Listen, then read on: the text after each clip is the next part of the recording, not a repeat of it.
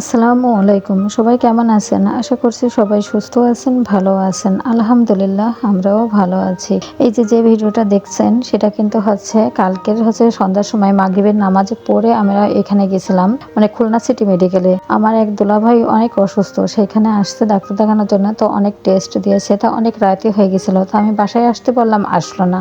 পরে যে মানে চলে গেল। এই সে আমরা গাড়িতে উঠায় দিয়ে তারপরে কিন্তু আমি আর আপনাদের ভাই একটু বাজারের দিকে ঢুকলাম, একটু মাছ দেখলাম, দেখে তারপর আরেকটা দোকানে আসলাম, বেকারির দোকানে। বেকারির একটু কিছু কেনাকাটা করলাম, চলে আসলাম। আর এটা পরের দিন সকালে আমি দুপুরে রান্না করছিলাম ছোলার ডাল আর পেঁপে। এটা দিয়েই আপনাদের ভাইয়ের রুটিটা তো বানানো থেকে সেকে দিয়েছি, ওর খেয়ে চলে গেছে।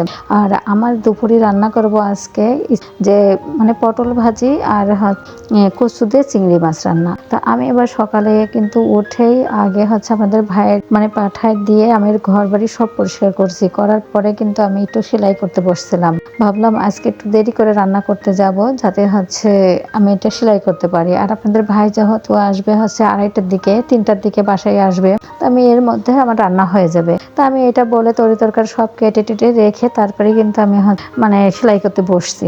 পরে আমি প্রায় 12:30 1টার দিকে তারপরে উঠে মানে এটা সেলাইটা করার পরে আমি কিন্তু উঠে এসে রান্না করার চুলায় দিছি, ভাজিটা চুলায় দিছি। দেওয়ার পরে কচুটা দিব, তখনই আপনাদের ভাই ফোন দিল যে কালকে তো রিপোর্ট দিছিল 2টা না 3টা জন্য দিছিল এখানে, তো সঙ্গে সঙ্গে দিয়ে দিয়েছে। ওইটা ডাক্তার দেখেছে, দেখে কিছু ধরা পড়ছিল, ওইটা তাও আল্লাহর রহমতে একটু সুস্থ মতো হয়ে গেছিল।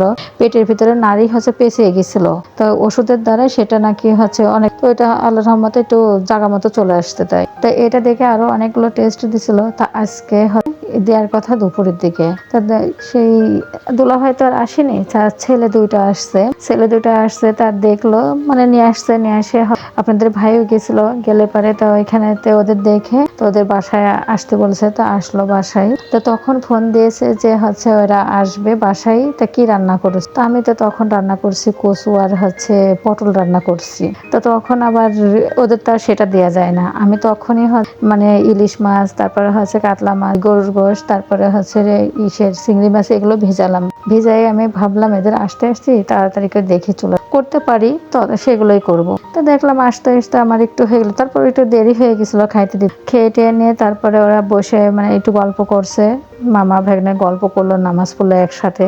তো বললো যে এক কাতারে আমরা 3জন নামাজ পড়ি মামা, অনেকদিন নামাজ পড়া হয় না, আর এটা স্মৃতি হয়ে থাকবে। এই জন্য এরা একসাথে নামাজ পড়লো এক কাতারে, জোহরের নামাজ, তারপরে আসরের নামাজটা মাগরিব পড়ে তারপরে আমি কিন্তু এটা বিকালের এই যে মাগরিবের মানে নাস্তা বানাচ্ছি, সে নাস্তার এটা ভিডিও। তা ভাবলাম যে এটা আর করবো না, মানে অল্প অল্প করে শেয়ার করছি। ভাবলাম যে একটা ভিডিওতে দিতে হবে, তো অল্প অল্প করে একটু শেয়ার করি, যাতে আপনাদের সাথে একটু মানে একটু একটু করে ভিডিও করে যাতে আপনাদের সাথে একটু শেয়ার করতে পারি। এই জন্যই কিন্তু আমি অল্প অল্প করে ভিডিও করে রাখছি। আর এই মুহূর্তে কিন্তু ভিডিও করাটা একদমই সম্ভব ছিল না, কারণ মানে রান্না করব না ভিডিওটা করব, তাও মাঝে মধ্যে একটু আপনাদের সাথে একটু শেয়ার করব বিধায় আমি করে একটু ভিডিও করে রাখছি, মানে অল্প অল্প করে। তারপরে এই যে ওইখান থেকে আসার সময় কিন্তু আমি বিস্কিট চানাচুর আর এই যে দই আর মিষ্টি কিনে নিয়ে আসছিলাম। তো এই দই আর মিষ্টি চা এগুলোই সন্ধ্যার নাস্তা দিলাম। আর আসার সময় মানে ছেলে দুইটা নিয়ে আসছিল, ফল কিনে নিয়ে আসছিল। ওরা আসার সময় মালটা আর আপেল কিনে নিয়ে আসছিল। সে আপেল, মালটা, বিস্কিট, মিষ্টি এগুলো দিয়ে দুপুরে আসার সঙ্গে সঙ্গে নাস্তা দিছিলাম। আর এইগুলো যে সন্ধ্যার সময় মানে আমাদের নাস্তা করে তারপরে ওরা চলে যাবে তাই। তো এগুলো নাস্তা করলো, নাস্তা করার পরে কিন্তু চলে গেছে। তো যারা আমার ভিডিওটি দেখছেন তারা একটা লাইক দিবেন, কারণ আপনাদের একটা লাইক আমাকে আরও একটি নতুন ভিডিও বানাতে উৎসাহিত করবে। আর আমার ভিডিও যদি আপনাদের কাছে একটুও ভালো লেগে থাকে তাহলে সাবস্ক্রাইব করে পাশে থাকবেন।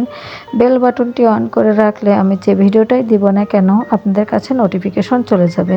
আর এটা কিন্তু রাত্রের ভিডিও, যে মানে খাওয়া দাওয়া করে সব থালাবাটিগুলো ধুয়ে রেখে দিলাম। তখন ধরে যারা আমার ভিডিওটি দেখছেন তাদেরকে অসংখ্য অসংখ্য ধন্যবাদ। আসসালামু আলাইকুম, আল্লাহ হাফেজ।